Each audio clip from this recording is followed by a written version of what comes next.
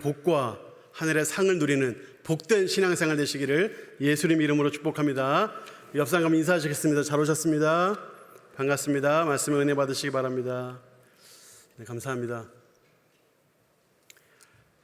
서울에 아파트 2채를 가진 김모 씨라고 있는데 이분의 나이는 72살이십니다. 이분은 아들 하나, 딸 하나를 슬하에 두었는데 결국 자기가 평생을 모으고 힘써서 세워놓은 가산, 아파트 2채를 자녀에게 결국 상속, 증여해야 한다고 생각하고 있던 차에 자녀에게 그 중에 아파트 1채를 증여하려고 했습니다. 그랬더니 자녀들이 아버지 1채만 하지 말고 2채 다 증여해 주세요. 아파트 값이 오르면 그만큼 세금도 많이 나오니 지금 증여하시는 것이 절세에 도움이 됩니다 라고 말하니까 이제 이 자녀들의 이 요구에 못 이겨서 이 부모님이 다 2채를 다 증여를 하게 된 겁니다. 증여를 하기 전에 등기가 옮겨지기 전에는 자녀들이 번갈아 가면서 부모님 잘 모시겠다고 했는데 등기가 딱 끝나고 나서 어떻게 됐을까요? 계속 잘 모셨을까요? 아니면 뜸해졌을까요? 어떻게 됐을까요? 네, 뜸해졌습니다. 우리가 다 아는 것처럼 뜸해졌습니다.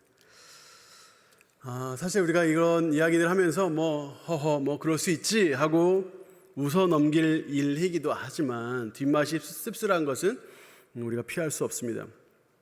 여러분, 이런 경우가 많을까요, 적을까요? 생각보다 많습니다. 해서 이와 같은 세태를 요즘 뭐라고 얘기하냐면 효도 사기다 이렇게 말을 해요. 효도 사기다 하는 말이 생겼어요. 나를 평생 사랑해주고 낳아주고 길러주고 사랑구실하게 해주고 평생을 애쓰고 수고해서 번 모든 것까지 다 상속하는 그 부모님, 아니 상속 필요 없고 그냥 낳아주고 길러주고 한 것만 해도 평생을 두고 감사하고 섬기고 당연하죠. 효도하는 게 당연한데 요즘은 이와 같은 일이 이렇게 효도하는 일이 잘 안 보인다는 게 요즘 세태입니다. 얼마나 사람들이 악하고 얼마나 사람들이 이기적인지. 사람들은 이와 같이 다 이기적인 죄 아래에 있습니다. 이렇게 효도하는 것도 당연한 건데도 불구하고 효도하지 않고 효도 사기까지 하는 이런 시대에 우리가 살아갑니다. 이것이 사람들 안에 다 있는데 여러분 생각해 보세요. 여러분의 자녀는 당연히 안 그러겠지만 만약에 여러분의 자녀가 이렇게 했어요. 그러면 어떤 생각이 들어요? 야, 진짜 내가 자주 잘못 키웠네 하는 생각보다 우리 한켠에 이런 마음 있잖아요. 그럴 수 있지. 다 이유가 있겠지. 다 뭔가 사정이 있어서 그렇겠지. 사람들이 다 이기적인데 내 아들, 딸이라고 이기적이지 않을 일이 있나. 다 그렇지 뭐 하고 넘어가지 않으세요? 그러면 이게 바로 사람이에요. 이게. 이 죄 때문에 사람은 죽음으로 몰려갑니다. 특별히 불신자는 죄에 완전히 올가매어가지고 죄로 태어나고 죄로 살다가 죄로 죽습니다. 이게 사람이 살아가는 모습이 바로 그와 같습니다. 해서 이 죄로 인해서 이 땅에서 죄로 만신창이가 되어 살다가 죄로 인하여 그렇게 죽고 하는 것이 우리 인생이죠. 생명의 원천이시고 사랑의 원천이시고 행복의 원천이신 하나님과 멀어져서 죽음과 미움과 이 불행의 이 인생을 사는 것이 불신자들의 삶입니다. 불신자들의 대표격이다라고 하는 회자되는 분이 계신데 성철 스님입니다. 성철 스님 평생 고행과 참선으로 자신의 삶을 바치셨죠. 그래서 이 불도에 특별히 마음이 있는 분들뿐만 아니라 일반인들에게도 많은 존경을 받은 분이기도 합니다. 근데 이분이 소위 입적이라고 하죠. 세상을 떠나실 때 남기신 그 유언이 불교계에 있는 사람뿐만 아니라 일반 사람들에게까지 엄청난 충격을 안겨주었습니다. 이분의 유언이 이와 같아요. 내 죄는 산보다 높고 바다보다 깊은데 내 어찌 감당하랴. 내가 80년 포교한 것은 헛것이로구나. 우리는 구원이 없다. 죄값을 해결할 자가 없기 때문이다.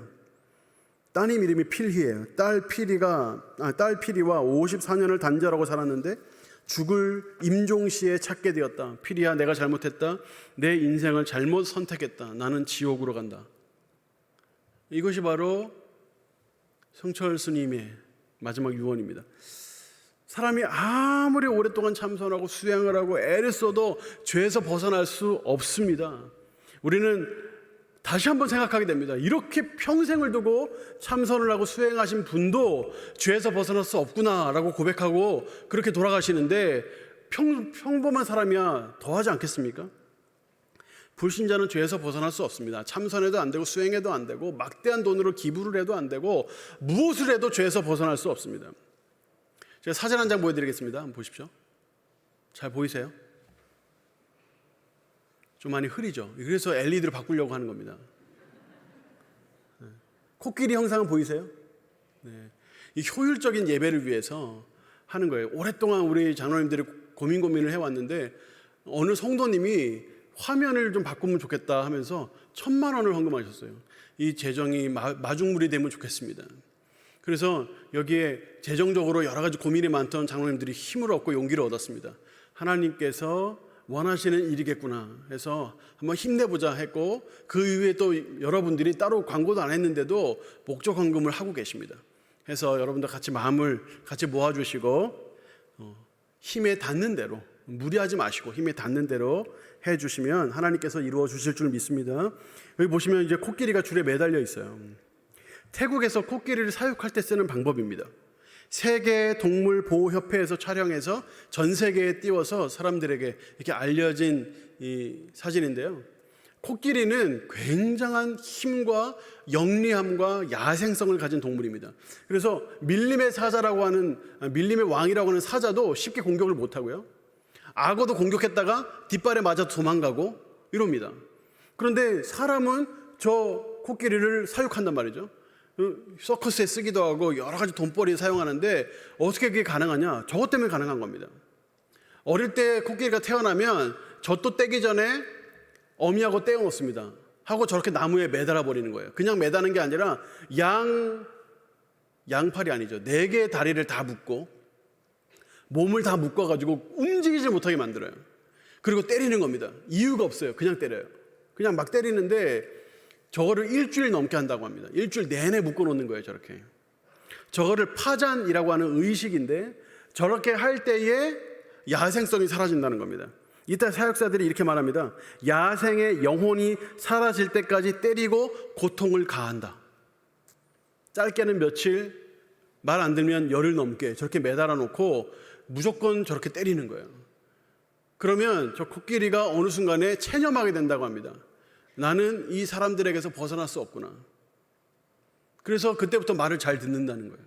그때 이후로도 계속 체벌을 가하면서 이렇게 하죠. 여러분, 사람이 꼭 저와 같습니다.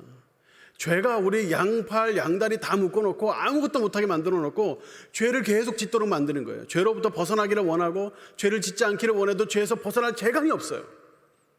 근데 어느 순간에 이제 체념하게 된단 말입니다. 사람이 다 그렇지 뭐. 죄 짓는 거 당연하지 뭐. 사람이 그와 같이 죄 짓는 게 뭐가 이상한 일이야. 분명히 부모에게 효도해야 되는 거 당연한 일인데도 효도를 제대로 안 하고 효도 사기까지 벌이는 자녀를 보면서 우리는 생각한단 말이죠. 그럴 수 있지 뭐. 사람이 다 이기적인데 뭐 그럴 수밖에 하고 체념해버리고 만다는 것입니다. 이것이 사람의 마음 찢어지는 형편입니다. 그래서 우리 주님은 우리에게 말씀하십니다. 누구보다 심한 효도 사기를 당하시는 분은 하나님이십니다. 그 하나님께서 이 죄로 인하여 아파하시면서 이렇게 말씀하십니다. 에스겔 33장 11절 너는 그들에게 말하라 주 여호와의 말씀이니라 나의 삶을 두고 맹세하노니 나는 악인이 죽는 것을 기뻐하지 아니하고 악인이 그의 길에서 돌이켜 떠나 사는 것을 기뻐하노라.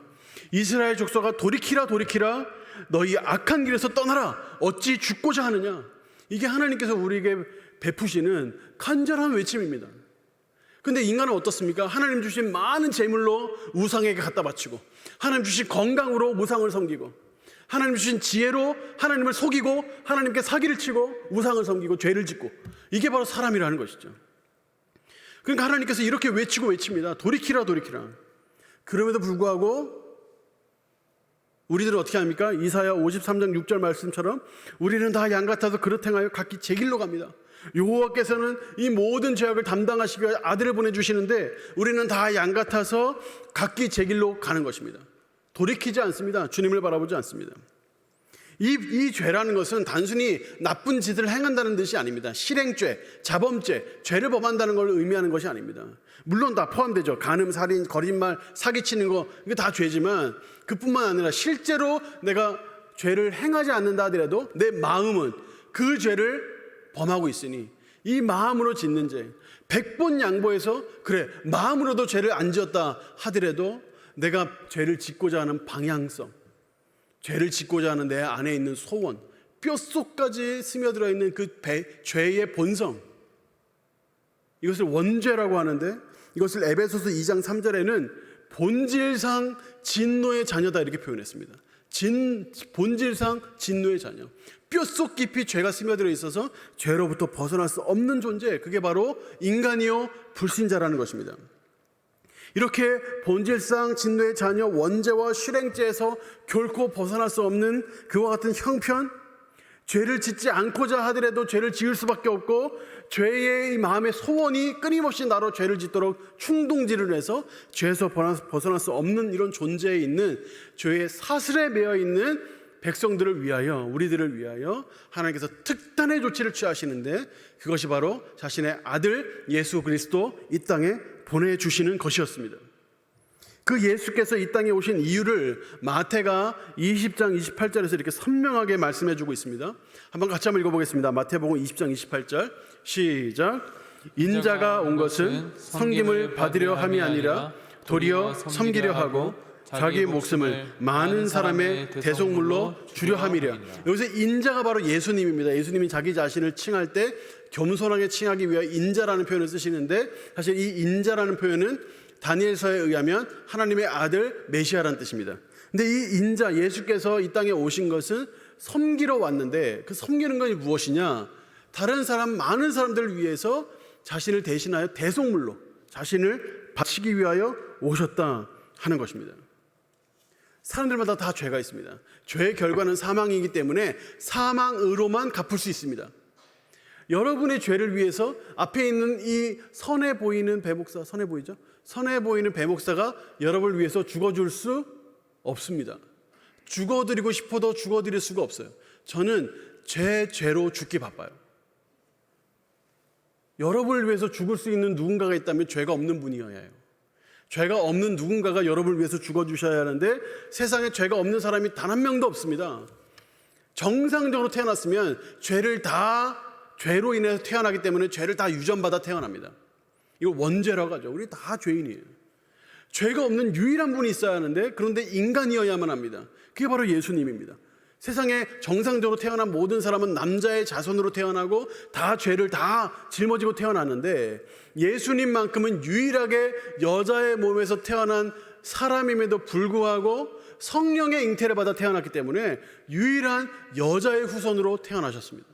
특별히 태어나셨으므로 유전적으로 죄로 영향을 받지 않으시고, 그분은 100% 하나님이신 동시에 100% 인간이셔서 그 예수님만이 우리를 위하여 죽어주실 수 있는 유일한 분이 되신 것입니다. 그래서 로마서 5장 8절에 아직 우리가 죄인 되었을 그때에도, 우리가 죄인 되었을 때, 우리가 어떤 소망이 있거나 죄로 인해서 벗어났거나 죄의 결과에서 벗어난 게 아니라 죄로 인하여 죽을 수밖에 없는 존재인 그 죄인일 때 그리스도께서 우리를 위하여 죽어주셨습니다. 그래서 하나님께서 우리에게 대한 자기의 사랑을 확실히 보여주셨죠. 확실히. 그리고 그 예수님만이 우리를 위해 죽으실 수 있는 거예요. 이렇게 말씀드리면 예리한 분은 이렇게 딱 질문하실 거예요. 아니 목사님, 세상의 인구가 75억인데 75억이 다 죄를 짓고 그 전에 2000년 동안 죽은 사람들 다 포함하면 100억이 넘을 텐데 그 많은 죄를 한 사람이 죽는다고 다 해결되는 게 말이 됩니까? 이렇게 물으실 겁니다.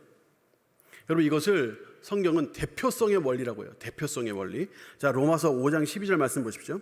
그러므로 한 사람으로 말미암아 죄가 세상에 들어왔어요. 한 사람으로 말미암아 죄가 세상에 들어왔습니다. 한 사람, 아담을 통해서 죄가 세상에 들어왔죠. 죄로 말미암아 사망이 들어왔고 이와 같이 모든 사람이 죄를 지었으므로 사망이 모든 사람에게 이르렀습니다. 한 사람을 통해서 죄가 들어왔고 그 한 사람의 죄의 결과로 모든 사람이 죄를 범하게 됐고 모든 사람은 다 죄의 형벌에서 벗어날 수 없게 되었습니다. 이게 대표성이에요. 예를 들어서 올림픽에 한 사람이 출전을 하는데 대표로서 출전을 합니다. 그 사람이 금메달을 따면 대한민국이 금메달을 따는 거예요. 그 사람이 메달에 실패하면 대한민국이 메달에 실패하는 거예요. 한 사람이 가서 잘했는데 대한민국이 함께 기뻐합니다. 한 사람이 잘못하고 성적이 좋지 않으면 대한민국 전체가 슬퍼하는 거죠. 마찬가지입니다. 하나님께서 대표자를 세우셨는데 아담을 세우셨어요. 그 아담이 범죄했어요. 우리가 다 범죄한 게 되는 것입니다. 이게 바로 대표성의 원리예요. 그런데 17절 보세요. 한 사람의 범죄로 말미암아 사망이 그 한 사람을 통하여 왕노릇하였은즉 더욱 은혜와 의의 선물을 넘치게 받는 자들은 한 분 예수 그리스도를 통하여 생명 안에서 왕노릇하리로다. 여러분 보십시오. 한 사람으로 범죄가 들어왔어요. 그런데 이 한 사람으로 범죄가 들어오니까 이 죄가 모든 사람 위에 왕노릇을 해요. 쥐고 흔든단 말이죠. 올가매고 죄를 앉을래야 앉을 수 없도록 만들어버려요. 그런데 더욱 은혜와 의의 선물을 넘치게 받는 사람이 있어요. 그 와중에 죄가 왕노릇하는 와중에 하나님의 의와 선물을 받은 사람들이 있어요. 그 누군가요? 한 분 예수 그리스도를 통하는 사람이에요.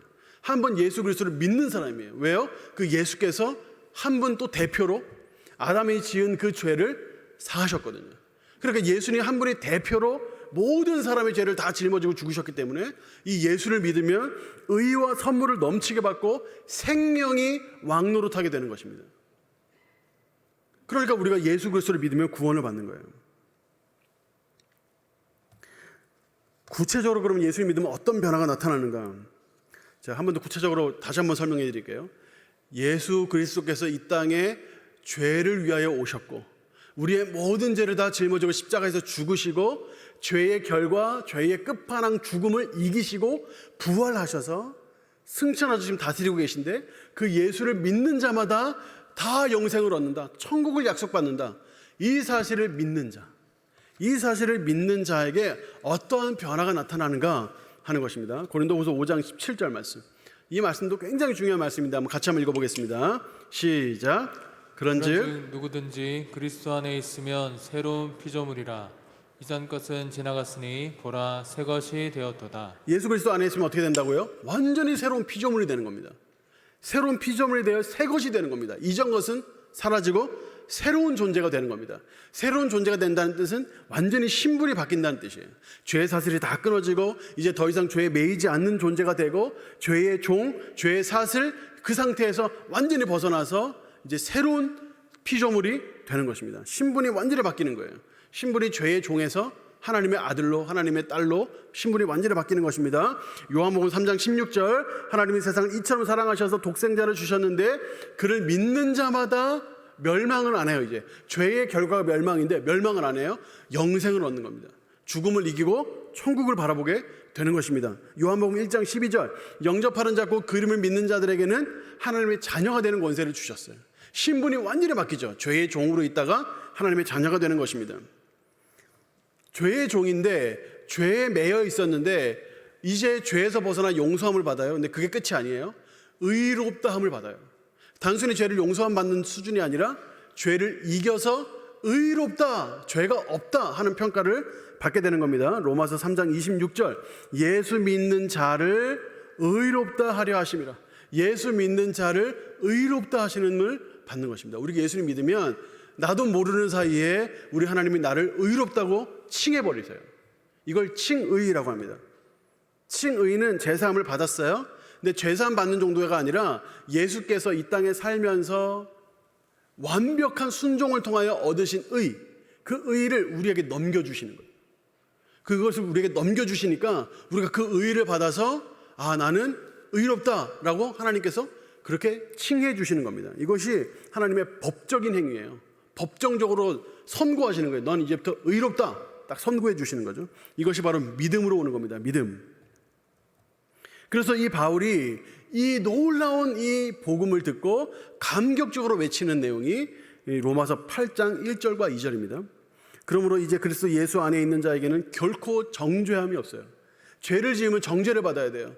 죄를 짓잖아요. 그러면 내 안에 양심이 또 율법이 너 죄 지었어, 너 이제 하나님께서 심판하실 거야, 너 이제 지옥 간다, 계속 정죄를 하고 그 법에 따라서 심판으로 끌고 가요. 이게 바로 정죄예요. 정죄. 사망의 법이에요. 사망의 법. 우리를 죽이는 법이죠. 근데 이 법 위에 믿음으로 법이 생겨요. 생명의 법이에요. 생명의 성령의 법. 그럼 보세요. 그러므로 이제 그리스도 예수 안에 있는 자는 결국 정죄함이 없는데 왜냐하면 이는 그리스도 예수 안에 있는 생명의 성령의 법이 죄와 사망의 법에서 너를 해방했기 때문이라는 거예요. 그래서 우리는 이 생명의 성령의 법을 통하여 죄의 사슬을 다 끊어내고 죄에서 자유를 얻고 이 생명의 성령의 법을 통하여 예수 믿으면 구원받는다, 예수 믿으면 신분이 바뀐다, 예수 믿으면 하나님 자녀 된다, 천국 간다, 의롭다함을 받는다, 이 생명의 성령의 법의 지배를 받게 되는 것입니다. 그렇다면 이 신자는 죄에서 완전히 자유로운가? 다른 말로 신자는 죄를 안 짓는가 하는 문제가 생겨요. 여러분, 신자들, 예수님 믿는 사람들, 교회 다니는 사람들 죄 짓던가요? 안 짓던가요? 지어요. 어떻게 된 거죠? 죄에서 자유하게 되었는데 죄를 여전히 지어요. 죄를 안 짓는 게 쉽지 않아요. 거룩하게 사는 게 쉽지 않습니다. 어떻게 되는 걸까요? 이게 아주 오늘 본문에 아주 중요한 내용이에요. 제가 통계청에 들어가 봤습니다. 통계청에 들어가 보면 범죄자 종교라는 분야가 있어요. 범죄자 종교. 범죄자들의 종교를 조사를 한 거예요. 물론 응답을 안 한 사람도 많지만 응답한 사람들도 많아요. 그래서 쭉 봤더니 2019년도가 최근 통계인데 2019년도에 175만 4,808건이 있었어요. 범죄가. 이 범죄는 여러 가지가 있습니다. 뭐 절도, 사기, 횡령, 배임 같은 이런 재산 범죄도 있고 살인, 강도, 폭행 이런 것 같은 이런 강력 범죄도 있는데 여러 가지 범죄들이 있는데 그 범죄들마다 다 통계가 나와 있습니다. 근데 쭉 조사를 했더니 범죄자 중에 저는 무종교입니다, 저는 종교 안 믿어요 하는 사람이 60%가 넘어요. 그러니까 종교가 없는 사람이 범죄하는 비율이 굉장히 높습니다. 근데 불교 한 14% 정도 되고 13% 정도 되고 기독교인이 12% 정도 되더라고요. 그 숫자가 그렇게 높은 건 아니지만 그렇다고 낮은 것도 아니에요.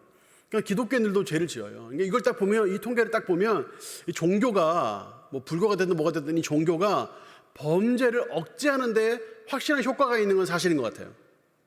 무종교인 사람들이 범죄를 많이 저지르고 종교가 있는 사람은 상대적으로 범죄를 적게 저지르니까 종교가 있으면 확실히 범죄를 억제하는 능력은 있는 것 같아요. 그런데도 하여튼 기독교인, 예수님 믿는다라고 주장하는 사람들도 죄를 짓습니다. 어떻게 설명을 해야 될까요? 로마서 3장 10절 말씀 보십시오. 기록된 바 의인은 없나니 하나도 없으며라고 했죠. 세상에 의인이 없습니다. 세상에 의인이 없어요. 우리 하나님이 우리를 의롭다 칭해 주신 것이지 그렇다고 우리가 의롭다는 뜻은 아니에요. 우리가 의롭지 않지만 너는 의롭다라고 칭해 주신 것이지 우리가 실제로 의로운 건 아니에요. 그러니까 우리 예수 믿는 사람들도 죄 지을 수 있습니다. 그럼 우리가 이런 질문을 해야 돼요. 그럼 믿기 전과 후가 뭐가 다릅니까? 뭐가 달라졌습니까? 똑같이 예수님 믿기 전이나 후나 똑같이 죄 짓는다고 하면 뭐가 다릅니까? 뭐가 예수님 믿기 전과 후가 다른 게 있죠. 일단 첫 번째로 다른 게 일단 신분이 바뀌었잖아요. 신분. 하나님의 자녀라는 신분이 바뀌었잖아요. 법적인 상태가 바뀌었습니다. 이걸 죄가 바꾸지 못합니다. 이 신분은 죄가 우리를 흔들지 못해요. 이 신분에 있어서는. 제가 지난주에 지존파 이야기를 했습니다. 지존파 그 극악무도한 자들도 예수님 믿고 구원받아 변화됐다는 말씀을 드렸어요. 그럼 아마 여러분들 중에 이런 생각하시는 분들이 있을 거예요. 아니 그러면 목사님, 천국 가면 지존파 걔네들이 있다는 겁니까? 천국에? 저는 걔네들하고 같이 천국에 영원토록 있을 생각이 없는데요. 이렇게 생각할 수 있어요. 여러분, 지존파 사람들이 진짜 예수님 믿었다면 천국에 있을까요? 없을까요? 네, 천국에 있습니다. 그냥 있는 게 아니고 잠깐 들른 것도 아니고 영원히 삽니다. 천국에서. 그럼 우리도 가서 지존파하고 영원히 살아야 돼요. 어떻게 이게 가능합니까? 예수를 믿으면, 예수를 믿기 전에 지은 죄든 예수를 믿은 후에 지은 죄든 상관없이 예수를 믿으면 우리의 신분이 하나님의 자녀가 딱 됩니다. 천국 백성이 딱 됩니다. 그러면 어떠한 죄도 이걸 흔들 수 없어요. 신분이 바뀐 것이 예수를 믿으면 가장 확연하게 바뀌는 것입니다. 이거를 어느 순간 깨달아요. 이게 무의식적인 작용이어서 때때로 모를 수 있지만 어느 순간에 마음에 탁 와닿을 때가 있어요. 내가 나 같은 죄인도 우리 예수님이 날 위해 죽으셔서 내가 천국 백성이 되었구나. 이거 감격이 몰려올 때가 있죠. 근데 이 감격이 없다고 해서 안 믿는 건 아니에요. 얘가 예수님 믿는지 안 믿는지, 정말 내가 예수님이 날 위해 죽으시고 부활하신 사실을 믿는지 하는 그 믿음만 확인하면, 믿음만 분명히 확인할 수만 있으면 확신할 수 있는 것입니다. 두 번째로 달라지는 게 뭐냐? 불신자는 내버려둠을 당해요. 신자는요, 징계를 받습니다. 이게 달라요. 로마서 1장 28절 말씀 보세요.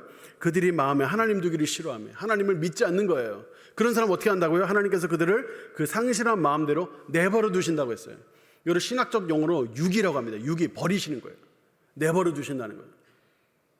그래서 그냥 내버려 두시는 거예요. 그런데 믿는 자들은 어떻게 합니까? 믿는 자들은 내버려 두시지 않고 바른 길을 가도록 징계하십니다. 자, 히브리서 12장 6절에서 8절. 주께서 그 사랑하시는 자를 징계하시고 그가 받아들이시는 아들마다 채찍질하신다. 하나님이 징계하시고 채찍질하세요. 누구를요? 사랑하는 아들을, 사랑하는 자녀를 징계하시고 채찍질하십니다. 7절. 너희가 참음은 징계를 받기 위함이라 하나님의 아들과 같이 너희를 대우하시나니 어찌 아버지가 징계하지 않는 아들이 있으리요. 하나님의 아들이면 하나님 반드시 징계하신다는 겁니다. 잘못된 길 가면 바르게 가도록 징계하신다는 겁니다. 그래서 8절, 징계는 다 받는 것이거늘. 하나님의 자녀면 징계는 다 받습니다. 너희에게 없으면 사생자여 친아들이 아니다. 하나님께서 분명 하나님의 자녀들은 징계하신다는 겁니다. 죄를 지으면 어떻게 하신다고요? 징계하신다고요. 셋째, 신자도 죄의 지배를 받을 수 있습니다. 죄가 우리를 주장하지 못해요. 우리는 죄로부터 벗어났어요. 죄의 모든 사슬이 끊겼어요. 우리는 죄에 순종할 필요가 없고 죄에 질질 끌려다닐 필요가 없어요. 그런데 내 안에 죄가 잔존하고 있어요. 다른 표현으로는 옛사람이라고도 표현했어요. 죄가 잔존하고 있어요. 이 죄가 어떻게 한다고요? 우리를 죄 짓도록 만들려고 호시탐탐 노려요. 아까 코끼리 제가 사진 보여드렸는데 코끼리 저렇게 매달아 놓잖아요. 그러면 어렸을 때 자기가 힘이 없을 때 저렇게 매달려가지고 고통당하고 인간을 무서워하는데 나중에 장성한단 말입니다. 커진단 말이에요. 근데 큰 다음에 그 힘으로 그 사람에게서도 벗어날 수도 있고 자유를 찾을 수도 있는데 찾지를 못해요. 어렸을 때 그 기억 때문에 계속 얽매여 있는 거예요. 때때로 신자들 중에 이런 사람이 있어요. 죄를 충분히 이기고 벗어날 수 있는데 계속 죄에 매여 있는 거예요. 죄로부터 벗어나질 못해요. 그 죄를 계속 또 짓고 있어요. 하나님의 은혜 안에 들어가고 은혜를 많이 받고 말씀의 은혜를 충분히 받고 그러면 충분히 그 죄에서 벗어날 수 있는데 그 죄에서 벗어날 생각을 못하는 거죠. 그러면서 마음에 체념하는 거예요. 인간이 다 그렇지 뭐, 사람이 다 그렇지 뭐, 사람이 완벽할 수 있나, 이런 식으로. 징계를 평생을 받고 하나님이 절대로 그냥 두시지 않거든요. 하나님 징계하시잖아요. 아무리 사랑하는 자녀라도 잘못된 길을 가면 징계하시잖아요. 평생을 징계를 받는 거예요. 이 지식이 없으면 나도 죄에 지배받을 수 있다. 하나님이 이렇게 되면 하나님 나 징계하신다. 이 지식이 없으면 평생 신앙생활하며 하나님의 놀라운 복과 하늘의 상급을 누리며 살 수 있는 그 귀한 복된 삶을 저버리고 이런 죄에 매달려가지고 징계받는 삶을 산다고요. 안타까운 일이죠. 로마서 6장 12절 말씀 보십시오. 죄가 너희 죽을 몸을 지배하지 못하게 하라. 여러분, 이 말씀은 지금 신자들에게 주시는 바울의 분명한 명령입니다. 죄가 신자들을 지배할 수 있다는 거예요. 잔존하는 죄가 우리를 지배할 수 있다는 것입니다. 로마서 6장 14절. 죄가 너희를 주장하지 못하리니. 이 말은 죄가 너희를 주장하지 못하게 하라. 죄가 너희를 주장하지 못하게 하라. 죄는 그럴 힘이 없다. 이는 너희가 법 아래 있지 아니하고 죄를 지으면 율법 안에 기어들어가서 율법의 그 형벌과 그 육벌의 정죄에 계속 매달려 사니까 그 법 아래 있지 아니하고 은혜 아래 있으니 은혜 안으로 들어가라. 은혜 안으로. 은혜를 충분히 받고 베푸시는 놀라운 하나님의 그 은혜 안으로 들어가라. 그 은혜에 머물러 있어야 죄를 이길 수 있다. 그래야 복과 하나님의 은혜를 누릴 수 있다. 이 말을 계속하는 것입니다. 여러분, 필리핀 정권이 서 있죠. 근데 이 필리핀의 어느 섬은 반군들이 장악하고 있습니다. 그 섬은 합법적으로 필리핀의 섬이에요. 필리핀 정부의 소유입니다. 근데 불법적으로 점거하고 있는 거예요. 거기서 군인도 키워내고 거기서 경제도 일으켜서 지네들끼리 마치 다른 나라처럼 사는 겁니다. 그런 일이 우리의 마음에도 일어날 수 있습니다. 믿는 사람도 그럴 수 있습니다. 내 안에 죄가 잔존하면서 어떻게든 이 죄가 불법적으로 내 마음을 점거하려고 애를 쓰는데, 교묘하게 애를 쓰는데, 이 죄에게 자꾸 공간을 허용을 하면 이 죄가 점점점 내 마음을 잠식해서 결국에는 분명 하나님의 자녀인데 짐승같이 살아가는 거예요. 분명히 하나님의 자녀인데 하나님의 자녀 같지 않게 살아가는 거예요. 분명히 예수를 믿고 천국 가는데 누가 봐도 믿는 사람이 아니에요. 누가 봐도 저 사람도 진짜 구원받는 거 맞나, 그런 상태가 되어버리는 것입니다. 신자의 마음도 그렇게 될 수 있다는 것입니다. 고린도전서 3장 12에서 15절을 보십시오. 만일 누구든지 금이나 은이나 보석이나 나무나 풀이나 지푸로 그 터 위에 세우면, 사람의 신앙생활이라는 게 이와 같다는 겁니다. 건물을 짓는 것 같다는 거예요. 어떤 사람은 금이나 은이나 보석으로 건물을 막 지어 올리는데 어떤 사람은 나무나 지피나 이런 걸로 막 건물을 지어 올립니다. 그런데 각 사람의 공적이 나타날 그 때가 오는데 그 날이 공적을 밝힌대요. 이때 불이 나타나고 그 불이 각 사람의 공적이 어떠한 것을 시험할 것이라는 겁니다. 하나님께서 어느 순간 불을 다 붙여버리시는 거예요. 그러면 그 집에 보석이나 금이나 은이나 된 집은 멀쩡하게 더 서 있는데, 죄를 지어가지고 그 안에 나무나 지피나 이러고 세운 그런 집은 다 무너져 내리는 거죠. 다 사라지는 겁니다. 해서 만일 누구든지 그 위에 세운 공적이 그대로 있으면 상을 받아요. 성실하게 하나님의 뜻대로 은혜 아래에서 죄와 싸우며 살아가는 사람들은 상을 받아요. 근데 반대는 어때요? 누구든지 그 공적이 불타면 해를 받으리니, 징계를 받는 겁니다. 고난을 당하는 겁니다. 그러나 자신은 구원을 받되 불 가운데서 받은 것 같으리라. 여기서 주의해야 될 거, 고난을 받는다고 다 무조건 징계라고 보면 안 돼요. 고난 중에 징계가 있다는 거지 모든 고난이 다 징계라는 뜻은 아닙니다. 애매하게 징계당하는 경우도, 애매하게 고난당하는 경우가 있어요. 애매하게 힘든 일을 당하는 경우가 있습니다. 그때는 하나님께서 우리를 연단하기 위해서 하는 거니까 하나님께 은혜를 구해야 하지만, 때때로 하나님이 신자를 그렇게 하신다는 겁니다. 바로 그 다음 절을 보십시오. 16절 17절입니다. 너희가 하나님의 성전인 것과 하나님의 성령이 너희 안에 계시는 것을 알지 못하느냐.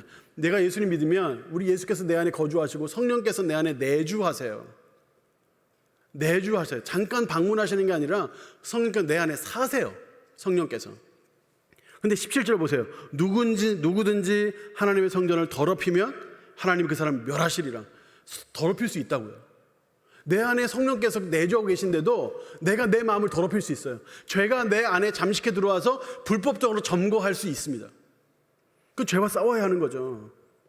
하나님의 성전은 거룩하니 너희도 그러하라. 그래서 우리가 예수님 믿은 이후에도 죄와 싸워야 하는데, 죄와 싸우기 위해서 4가지 방법이 있습니다. 첫 번째, 정기적으로 죄를 회개하는 거예요. 정기적으로 죄를 회개해야 합니다. 죄가 없다고 말하면 안 돼요. 세상에 죄가 없는 사람이 없어요. 요한 1서 1장 8절 9절. 만일 우리가 죄가 없다고 말하면 스스로 속이고 또 진리가 우리 속에 있지 아니할 것이요. 스스로 속이는 거예요. 나 죄 없어, 내가 뭐 잘못했어. 스스로 속이는 겁니다. 내 안에 죄가 있어요. 그럼 어떻게 해야 된다고요? 9절에 만일 우리가 우리 죄를 자백하면 그는 미쁘시고, 그분은 미쁘시다는 말을 신실하시다, 믿음직하시다, 믿을 수 있는 분이다, 이런 뜻이에요. 우리 주님은 우리가 기도할 때 외면하시는 분이 아니에요. 흘려 그냥 지나가시는 분이 아니에요. 우리가 하나님께 회개하면 하나님 다 들으시고, 그분은 또 의로우셔서 우리 죄를 사하시고 우리를 모든 불의에서 깨끗하게 하신다는 거예요. 그러니까 정기적으로 회개해야 돼요. 정기적으로. 그러니까 여러분 정기적으로 기도의 자리에 나오셔야 돼요. 정기적으로. 그래야 정기적으로 회개할 거 아니에요. 정기적으로 기도의 자리에 나오셔야 돼요. 정기적으로 회개해야 합니다. 두 번째, 내 안에 정욕이 있다는 것을 인식을 하고 정욕과 싸워야 돼요. 내 안에 정욕이 있어요. 나를 어떻게든 사로잡아가지고 죄 밑으로, 저주 밑으로 막 끌고 가려고 하는 죄의 힘이 있어요. 내 안에. 이걸 알아야 돼요. 내 안에 이게 있다 해서 나는 이 죄와 싸워야 되겠다. 히브리서 12장 4절, 너희가 죄와 싸우되 아직 피 흘리기까지는 대항하지 않아야했다. 죄와 싸워라. 피 흘리기까지 대항하라. 죄와 싸우라는 겁니다. 씨름하라는 겁니다. 그래야 이길 수 있다는 겁니다. 세 번째, 죄의 결과를 생각하는 겁니다. 내가 죄를 지었을 때 어떤 결과가 나타나겠는가. 요한복음 15장 4절 보세요. 우리는 스스로 열매를 맺을 수 없어요. 포도나무에 붙어있지 아니하면 스스로 열매를 맺을 수 없습니다. 내가 죄에 예수님께 딱 붙어서 그 은혜 안에, 예수님의 그 지배 안에 있지 않으면 주님께 떨어지잖아요. 그러면 열매를 못 맺어요. 인생을 살아도 하나님의 풍성한 복과 하늘의 상급을 누리며 살 수도 있는데, 이런 삶을 다 벗어버리고 이 땅에 징계받는 삶, 고난받는 삶으로 갈 수 있단 말입니다.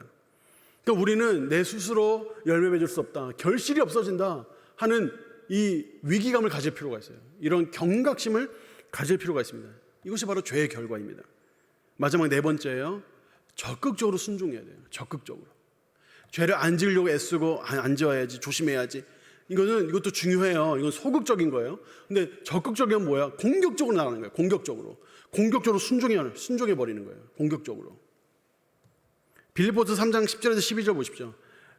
평생을 그렇게 복음을 전하고 살았던 바울이 하는 말이에요. 바울이, 내가 그리스도와 그의 부활의 권능과 그 고난에 참여함을 알고자 하여 그의 죽으심을 본받아 어떻게 해서든지 죽은 자 가운데서 부활에 이르려 하노니, 나는 어떻게 해서든지 부활에 이르려고 애를 쓴다. 여러분, 이것이 바울이 구원의 확신이 없어서, 바울이 자기가 부활할 것에 대해서, 천국 들어갈 것에 대해서 확신이 없어서 이런 말을 하는 게 아닙니다. 바울은 지금 자신이 물론 잘하고 있지만 그래도 더 하나님의 말씀 앞에 더 순종하고, 권능에 순종하고, 더 믿고, 더 바라고 공격적으로 순종하는 삶을 산다는 겁니다. 그래서 그 다음 절, 내가 이미 얻었담도 아니에요. 여기서 얻었다는 건 완성했다는 뜻이에요. 내가 완성했다는 것도 아니다. 충분히 잘하고 있는데, 바울은 충분히 잘하고 있고 충분히 잘 순종하고 있음에도 나는 다 이루지 않았다. 온전히 이루었담도 아니라 오직 내가 그리스도 예수께 잡힌 바 된 그것을 잡으려고 달려간다고 했어요. 여기서 달려간다는 표현은 마라톤 하듯이 달려간다는 뜻이 아니라 100m 달리기 하듯이 달려간다는 뜻이에요. 바울이 100m 달리기를 하듯이 적극적으로 순종하는 삶을 살았다는 것입니다. 누가복음 6장 35절도 보세요. 나는 누군가를 안 미워하려고 노력해야지, 이 정도 수준이 아니에요. 보세요. 오직 너희는 원수를 사랑하고, 공격적이죠, 선대하고, 아무것도 바라지 말고 꾸어주라고 하죠. 굉장히 적극적이죠. 이런 순종이 필요한 겁니다. 그리하면 너희 상이 클 것이요, 또 지극히 높으신 이의 아들이 될 것이다. 여기서 아들이 된다는 뜻은 아들이 아니었는데 아들이 된다는 뜻이 아니라 아들이 누릴 만한 풍성한 것을 누리게 될 것이다, 이런 뜻입니다. 그는 은혜를 모르는 자와 악한 자에게도 인자하시다. 하나님 앞에 적극적으로 순종하는 거예요. 여러분, 사람마다 다 욕심이 있습니다. 물질에 대한 욕심이 다 있어요, 누구나. 그러니까 그 효도 사기하는 사람들도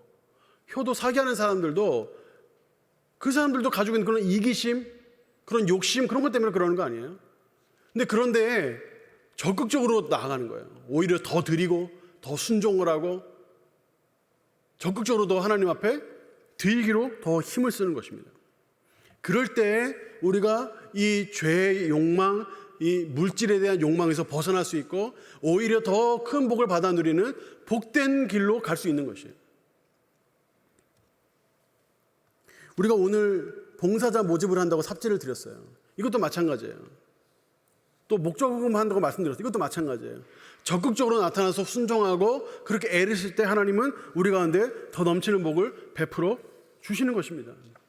여러분, 죄는 우리 안에 잔존하고 있고 매우 은밀하게 움직인다는 사실을 여러분 기억하셔야 돼요. 어느 한 목사님, 유명한 목사님이에요. 목사님한테 누가 전화를 했어요. 전화를 딱 받아보니까 목사님 저 기억하시죠? 저 캐나다에서 만났던 무슨 전도사입니다. 그래서 저희 캐나다 가신 일이 있거든요. 캐나다에 가서 말씀도 전하시고, 또 거기서 이제 몇몇 분들과, 그 중에 전도사님이 한 분 더 껴 있었는데 같이 이렇게 캐나다를 한번 구경하신 적이 있대요. 근데 그때 일을 너무 소상히 잘 알고 있는 거예요. 그래서 확신을 했어요. 아, 그 전도사 맞구나. 반갑습니다. 하니까 그 전사 말이, 저희가 지금 아버지가 쓰러지셔서 한국에 급하게 들어왔는데 돈이 필요하다는 거예요. 그래서 1,000불을 좀 보내주셔라. 지금 아내가 뭐 회계사이기도 하니까 금방 보내드릴 수 있다. 지금 당장 급해서 그런다. 근데 사정이 딱하잖아요. 그래서 이 목사님이 1,000불을 보내줬어요. 한 120만 원 정도 되는 돈이죠. 보내줬어요. 그래서 며칠 있다가 경찰에서 전화가 온 겁니다. 보이스 피싱에 사용되는 통장에 선생님께서 돈을 입금하셨습니다.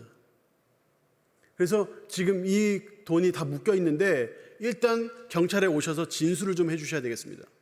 그래서 이 목사님이 진술하러 가면서 여러 가지 생각이 드는 거예요. 자기한테 전화했던 사람은 분명 그 사람이 확실한 것 같거든요. 캐나다에 있을 때 자기가 했던 그 모든 말과 이런 소상히 다 알고 있으니까. 그러면 누군가가 그 얘기를 이 사람에게 했고 이 사람이 그걸 전해 듣고 이 사람이 날 속였나 보다. 이 사람은 전도사가 아니겠지. 다른 사람이겠지 하고 갔는데 딱 얼굴을 딱 보니까 그 전도사더라는 겁니다. 그래서 자초정을 들어보니까 이래요. 이 전도사님이 캐나다에서 이렇게 유학하면서 공부를 하는데 갑자기 부모님이 돌아가시고 재정이 없어진 상태에서 이혼까지 하게 되니까 굉장히 힘든 생활고에 시달렸다는 겁니다. 그러면서 이제 돈이 필요하니까 이렇게 저렇게 하다가 보이스 피싱을 하는 그런 그룹에 속해서 사기치는 사람으로 살아가고 있었던 거예요. 그래서 한국에서 벌써 오랫동안 보이스 피싱 여러 가지 사건에 연루되어 있었던 겁니다. 여러분, 이분이 전도사예요. 예수님 믿고 신학교까지 가서 신학까지 공부한 사람입니다. 이 사람이 예수님 믿는 게 거짓이었을까요? 그렇지는 않았을 거예요, 분명히. 예수님 믿는 사람일 겁니다. 근데 어떻게 이 지경이 되었을까요? 여러 가지 사정이 있었지만 그 죄가, 그 돈에 대한 그 욕심이 점점 그 마음에 잠식해 들어와서 그 사람을 지배해 버리는 겁니다. 그 사람이 분명 구원을 받겠지만 이 땅에서 하나님의 징계를 받고 구원도 부끄러운 구원을 받게 될지 모르겠어요. 만약에 이 사람이 그 어려운 중에도 하나님의 은혜 아래에 머물러 그 은혜의 지배를 받으며 하나님, 내 인생 하나님 겁니다. 하나님께서 붙들어 주십시오. 필요한 재정을 주시고 살 수 있게 길을 열어주십시오. 주님께 매달려 간절히 기도했다면 하나님 분명히 그 길 여셨을 거예요. 그리고 지금과는 완전히 다른 삶을 살게 되었겠죠. 여러분, 이것이 남의 일이 아닐 수 있습니다. 우리 일일 수도 있습니다. 죄는 여전히 내 안에 잔존해 있고 그 죄는 끊임없이 우리를 지배하려고 불법적으로 점거하려고 호시탐탐 노리고 있습니다. 우리는 이 죄를 싸워 이겨야 하고 몰아내야 합니다. 우리는 은혜 안으로 들어가야 합니다. 은혜 안에 머물 때 하나님의 놀랍고 베푸시는 그 복과 하늘의 상을 누릴 수 있을 줄 믿습니다. 여러분, 다 이와 같은 삶을 사시게 되길 축복합니다. 죄의 사슬을 끊으신 하나님의 은혜를 기억하십시오. 그래서 그 은혜 안에 사십시오. 그 은혜 안에. 그 은혜 안에 머물 것인가, 아니면 불법적인 죄의 이 점거를 허용할 것인가, 이것은 우리가 선택하는 것입니다. 순종하면 순종할수록 하나님의 은혜 안에 머물게 되고, 더 은혜를 붙들면 붙들수록, 간절히 구하면 구할수록 우리는 죄를 이기게 되는 것입니다. 근데 죄의 요구에 하나하나 들어주기 시작하면 우리는 결국에 죄 안에 지배를 받고 죄로 인하여 하나님의 징계를 받는 비참한 삶을 살게 될 것입니다. 여러분, 이 말씀을 기억하십시오. 죄가 너희를 주장하지 못하리니. 여러분, 죄는 우리에게 어떠한 권한도 없습니다. 죄를 우리는 몰아낼 수 있고 밀어낼 수 있습니다. 은혜 아래에 머물 수 있습니다. 여기 계신 모든 분들, 영상을 보시는 모든 분들, 은혜 안에 머물러 은혜의 복을 받아 누리고 은혜의 하늘의 상급을 받아 누리는 저 여러분 되기를 예수님 이름으로 축복합니다. 우리 시간 찬양하며 함께 기도하겠는데, 혹시 다리가 많이 불편하지